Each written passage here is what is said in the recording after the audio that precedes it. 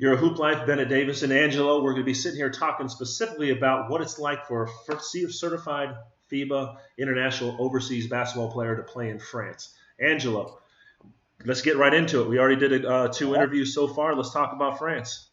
Yeah. So the best thing about France, it's that it is the safest country in Europe for you guys to play in because you are under the protection of the workers' law, and it's independent of your nationality. So that you're American from Sweden or any other country, you're going to be protected the same way as I would be as a French citizen protected. So if you have a signed contract, official contract, and all contracts in France are going to be stamped by the higher office of the league. Once you have that in your hands, if you do your job and you respect the law, you respect the rules of your contract, and the team is trying to be shady, you are going to be able to take them to court and win 100% of the time. So you're protected internally inside of France. You don't have to go file a FIBA arbitration where you have to come out $3,000 to $14,000. Then the team's not going to acknowledge that you played for them, and then you have to pay for their fine. It's all taken care of within and protected by the players' union in France. Yes, and now the way it works in Europe is that most American agents have their relays. French agents, Greek agents, Spanish agents, they do partnerships with all kinds of agencies from within each country. So you will always have a reliable agent that is going to take care of your situation in case of a That's problem. Helpful because the only other team I've heard is Chile that does that. I know he's like DeCorey Jones was saying, I don't care if you're a McDonald's worker or you're a professional athlete, you just have to file one or two pieces of paper, and the government will take care of it, and then they go after that team on the secondary side of things, away from what you have to deal with. And the great thing also is that as an American player, if you've completed a full season or 2 full seasons in France, you are entitled to get unemployment in the same way that a French citizen would. Oh, really? So. Yes, so okay. That's one of the beautiful things about the French system. So you will get probably in comparison to what kind of contract you could sign in the great powerhouse leagues such as Turkey, Russia, Spain, even Germany has a lot of good teams. Yep. Greece is one of the top leagues in Europe, but as we talked about it in the previous podcast, it's not as financially secure. It's actually pretty insecure. France is top 6. It's like right there with Greece with the level of the league. The main difference is that it's much more homogeneous. You're going to have a lot of solid teams from top to the 12, 13, and you have 18 teams in the league. So you have the top 13 teams that can literally beat each other up. Yeah. In Greece, it's much more like you have the dictatorship of the 2 big teams, Olympiacos and Panathinaikos.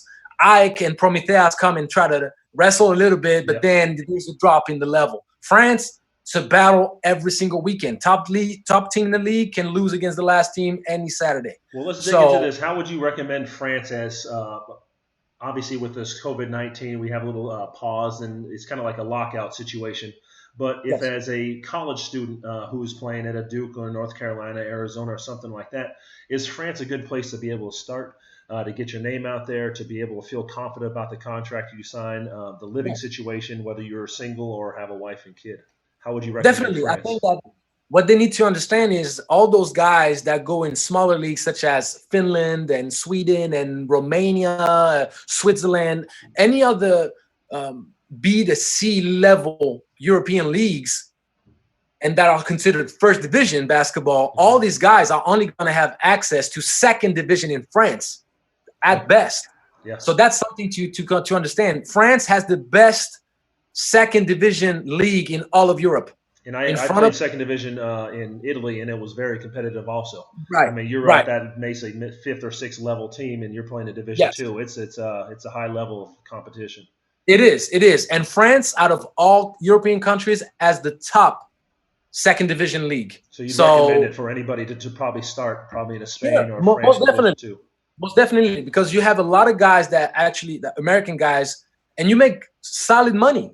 France pays well. So you may not make as much as I was trying to explain than Turkey and all that. But the thing is, and I've known because I was dating a girl back in the day that was a EuroLeague player in women's. She was earning 15,000 euros a month. She didn't get paid. She had to go through arbitration. I have some of my boys that played in Turkey. They're still waiting for their money. One of my best friends is Turkish, and he has dual citizenship like me with France and Greece. Yep. So he's Turkish, half French, half Turkish. He still hasn't got the money from 2 years ago. So the main thing is you go into those big leagues, there's great honor in that, but whatever contract you sign for and feel good about, understand there is no guarantee that you will get all of that money. And the beauty about France is that you have that financial security. So what we say in French is un tien vaut mieux que deux tu l'auras, which means one, it's yours, is worth more than two, you may have it. I like that. I like that saying. So I think that it's something to take into account. So for any good college prospect that want to make a name for themselves overseas, if they can have access to French Pro A, which also is important to know that it's the most athletic league in Europe. France is more athletic than Spain or Italy or Greece. It's up and down. Lots West of Coast highlights and dunking and alley oops and very American style basketball. Because people following understand that the French has the most athletic team in Europe, and it's definitely that way throughout the whole league. It's the most athletic by far, and it's an interesting place. A lot of traveling involved because France is a big country and not everybody travel by plane. So you may have a lot of hours in the bus. You have those 8-10 hour bus trips. Get some headphones, audiobooks, and things like that. Yeah, so you can definitely catch up on all those books you've been waiting to read. Yep. So for married players, for the wife and kids, you have dual languages, you have daycare centers, you have indoor stuff because obviously it's going to be wintertime over there. Yeah. We get over there in August. We're kind of finishing up the autumn and the fall. It gets cold between the November through April. Yes, it gets cold. Like that. It's rainy. It's cold. The main thing is that France has a great support system. The logistics of the league are all around great. As Americans that will go to France, not all cities can enable them to have what you mentioned, dual language daycare if you have a 1 or a 2-year-old. Yes, but the main thing is now we live in a society where the internet and technology enables us to literally do anything. Even think about it, we're doing a Zoom conference. I'm in France, you're in Dallas. So it'd be great. The food is great. The culture is great. So it may get cold and rainy. So understand that it's not Greece or Spain or Italy. The weather is not going to be as nice unless you actually play in the south of France for a team like Monaco or Forster-Mer in second division, where it's going to be much more awesome, much more tender. But for the most part, financial security, very homogeneous and strong league, respected. It's a great trampoline for you guys to have access to eventually the better leagues and the teams that play EuroLeague basketball all around Europe. Yep. So, and in your 8 years, you had a great 8-year experience while there, whether it be financial living. All around it's there's no negative about France for anybody going there. There's no negative.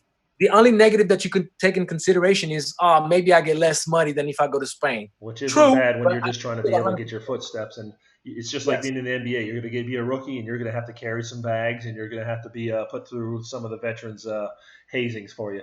Well, Angelo, thank you for your information. What would be I'm going to leave your name, first and last name on the podcast so people can get in contact with you. Social media, Twitter, Instagram, quite easy to find me. Outstanding. Angelo, thank you.